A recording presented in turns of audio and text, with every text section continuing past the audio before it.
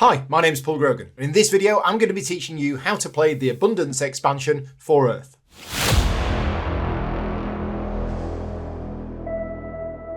Abundance is the first expansion for the award-winning game Earth, designed by Maxime Tardif and published by Inside Up Games. If you don't know how to play Earth, I would recommend watching my how to play video for the base game before watching this one. A big thank you to Inside Up Games for sponsoring this video, but I also rely on the financial support of my Patreon campaign to keep the channel going. So if you want to support me directly, you can do so at patreon.com/gamingrules. Abundance brings a range of new options to your games of Earth. Seeds are a new type of resource. They are extremely versatile and can be used in a variety of different ways. One thing that seeds can do is the new Germinate action, which allows you to look through the deck to find a card that matches a specific scoring objective. So if you're struggling to find your 7th card with a Sprout ability to keep Mr. Hedgehog happy, now you can find one.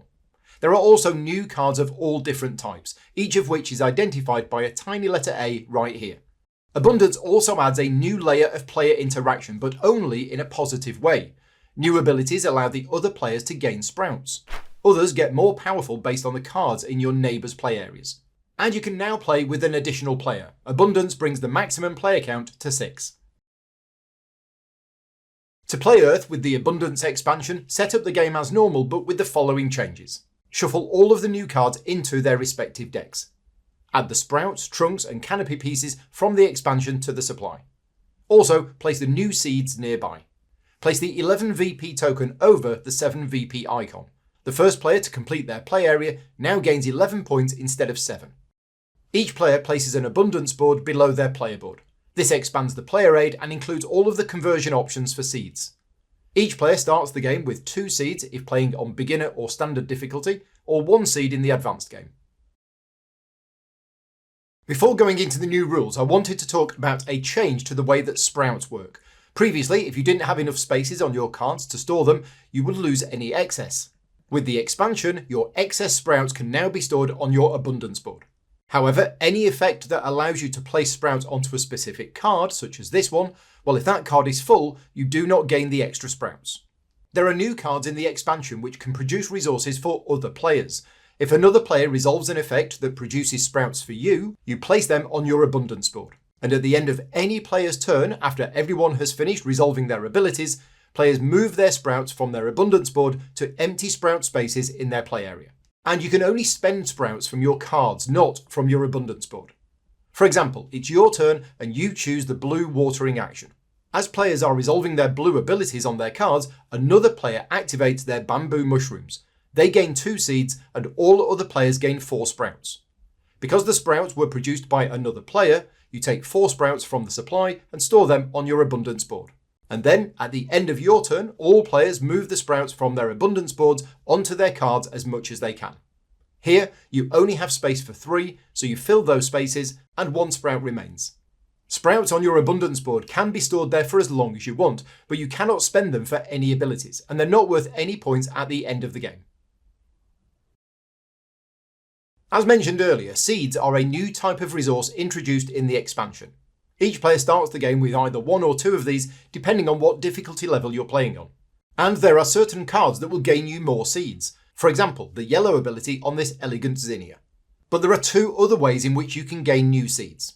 You can spend 4 Sprouts to gain a new seed, as shown here. Or you can spend a leaf. You can only spend a leaf that you have on your player board, and once spent, they are gone for good. Therefore, you will have fewer leaves to claim fauna objectives during the game. And if you trigger the end of the game by completing your 4x4 play area, but you don't have a leaf spare, then the game still ends, but you do not get the 11-point bonus.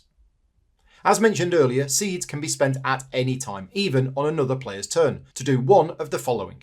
Germinate, gain 2 soil, gain 2 growth, gain 3 Sprouts, compost 3 cards from the draw pile, or compost 4 cards from your hand. Most of those things are nothing new, but germinating is, so let me explain how that works. You know those times in games where one of the fauna cards is this cute little red-eyed tree frog that wants you to have 3 cards with a green ability. And try as you might, you just can't seem to draw one from the deck. Well, that's where the Germinate action comes in handy. To do this, first announce 1 standard scoring objective. These are all listed on the back of the rulebook and on the player aids. Then take the draw pile and turn it over. Check each card one at a time until you reach a non-event card that meets the criteria you chose. Take that card and add it to your hand.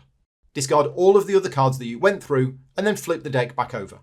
If you go through the whole deck and are unable to find a card matching your objective, then you may search the discard pile following the same rules. And if you still can't find one, the action fails and you get your seed back.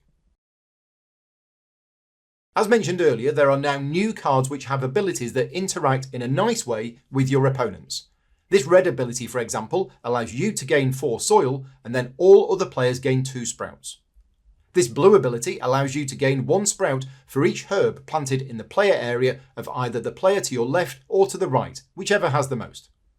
And this icon represents all players, including the player who played the card. So when the Siberian Elm is planted, all players may plant another card that turn, paying the cost as normal. Activating this ability allows you to choose one other player to gain 2 sprouts. Abundance also includes a new type of event which can specifically only be played between turns, not just after the end of your turn, but between the turns of any 2 players. The Ice Age, for example, allows all players to spend 2 sprouts to draw 3 cards. As usual, these effects are optional. You don't have to resolve the ability of the event if you don't want to. The solo mode objective is the same as in the base game. During setup, add 10 sprouts to the Gaia board, take 2 seeds, place the 11 VP token on the fauna board, and place the solo abundance board face up below your player board. During the game, whenever another or other player would receive sprouts, place them directly on Gaia's board. Any events that are played between turns affect both you and Gaia. If Gaia draws cards, they are taken from the draw pile and added to Gaia's scoring pile. Any ability that gives you benefits depending on a neighbour's play area references your own player area instead. And when you change a leaf to a seed, place the leaf on Gaia's board. She scores 5 points per leaf on her board at the end of the game, including any she has left. The icons have slightly different effects too, as shown on the back of the rulebook. The team mode also has some changes. These are fully described in the rulebook, but you can now play 3 versus 3 or even in 3 teams of 2 players each. One other thing that I did want to mention is, you know those percentages that are printed on all of the cards in the game? Well, they show what portion of cards in the deck meet the criteria mentioned on the card. And the designer has worked very hard to ensure that those percentages are still accurate, even when you mix in all of the new cards into the game. I hope you found this video useful in learning how to play the Abundance expansion for Earth. If you have any questions about the game, please leave them in the comments, and whilst you're there, give the video a like and subscribe to the channel for more content. And as mentioned earlier, I do rely on the support of my Patreon to keep the channel going.